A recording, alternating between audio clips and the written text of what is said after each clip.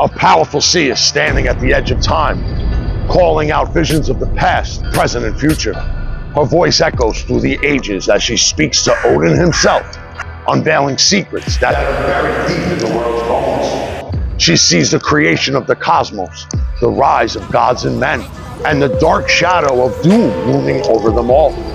As her visions deepen, we're drawn into tales of betrayal, battles, and a cataclysmic end so devastating that it shakes the very roots of existence. But within her prophecy lies a flicker of hope, a promise of renewal, if one has the courage to hear it. This is the story of the Voluspa, and this is how the Heathen.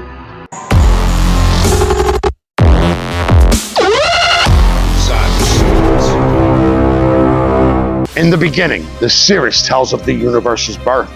Before there was anything, there was only a void, the Gununga gap, and the expansive emptiness, the nothingness, no earth, no sky, and no sea, just a yawning vast void.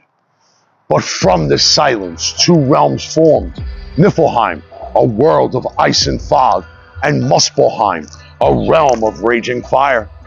When the icy mists of Niflheim met the searing flames of Muspelheim, something extraordinary happened.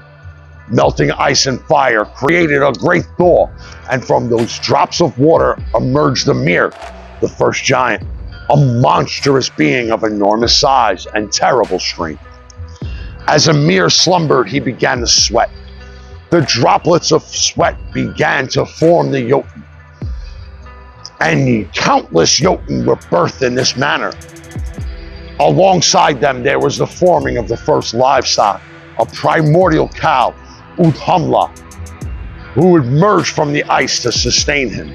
Her milk flowed like rivers, nourishing Ymir as he lay in the chaos. Odin'S, in her own way, also shaped life. As she licked the salty ice block, she uncovered a figure within, Buri, the ancestor of the gods. Buri had a son named Baldr, who later took a giantess of his wife. Their children, Odin, Vili, and V, were not giants but gods, destined to shape the world in ways no one could foresee. The three young gods eventually rose up against Ymir, defeating him in a fierce battle. Hold up. Before we dive deeper, it's worth noting that there are actually different versions of the story, where Odin's brothers go by different names. In some tellings, they're called Honir and Lodar, instead of Vili and Ve.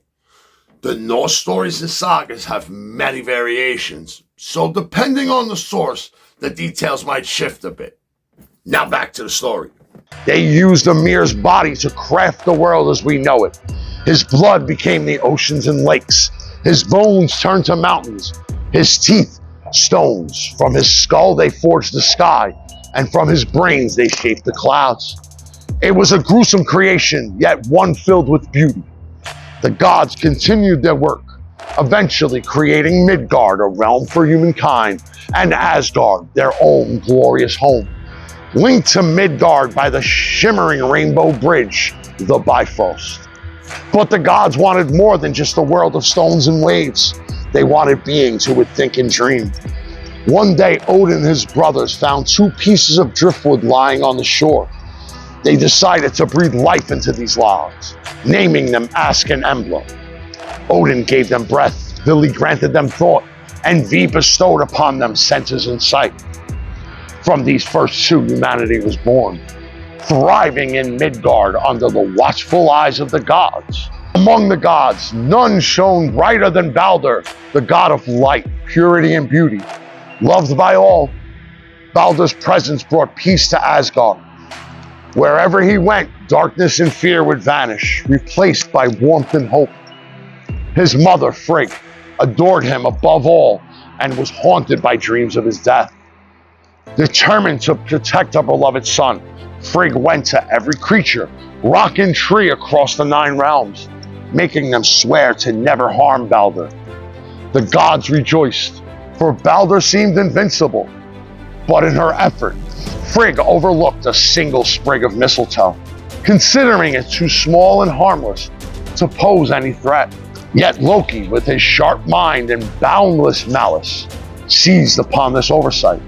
He crafted a dart from the mistletoe and approached Baldr's blind brother Hoder during a gathering where the gods amused themselves by throwing things at Baldr, knowing he couldn't be harmed. Guiding Hoder's hand, Loki directed the mistletoe dart towards Baldr. The hall fell silent as Baldr crumbled, his light snuffed out in an instant. Asgard plunged into grief, and the gods knew a shadow now lay over their world. The Seeress' visions grow darker, filled with ominous warnings of the end. Ragnarok. She speaks of earthquakes that split the ground, mountains crumbling, and stars disappearing from the sky. In this final hour, brothers will turn on brothers, and kin will fight each other to the death. Even Yggdrasil, the mighty world tree, will tremble as both fire and frost ravage the lands. Odin will meet his fate battling Fenrir, the monstrous wolf, and Thor will clash with Jormungandr, the serpent who will poison him with its dying breath. The gods, though mighty, will fall, each meeting their doom with courage and fire in their hearts. Yet in the bleakness, the Seeress offers a faint glimmer of hope. After Ragnarok, when the fires have cooled and the ashes settled, she sees a new world rise from the ruins. A world washed clean, where fields stretch green and lush. Life will begin anew, with 2 human survivors stepping into the light to walk the earth once more. Even a few gods, younger and wiser, will emerge to watch over this new world and its new beginnings. The Seeress' prophecy leaves her audience with an unsettling question. Will this new world, born from the ashes, repeat the sins of the past? Or can it forge a better future, free from the cycles of power and betrayal that led to its doom? Her words hang in the air, leaving Odin and all who hear the prophecy gripped by the uncertainty of what lies ahead. And so, in the echoing depths of Ginnungagap, the Norse cosmos came into being. From these raw elements, fire, ice, chaos, and creation, the gods and realms we know were born. The Voluspa gives us not just the story of beginnings, but a mirror of life's endless cycles, creation, conflict, and rebirth. It's a reminder of where we came from, and a guide to where we're headed. So if you're enjoying the journey and the stories of the gods, smash that subscribe button, like this video, and share it with others walking this path. Make sure to check out our next video for even more tales of the 9 realms. And if you'd like to see some more right now, make sure to check out this video right here. And as always, my friends, stay healthy and stay fucking savage.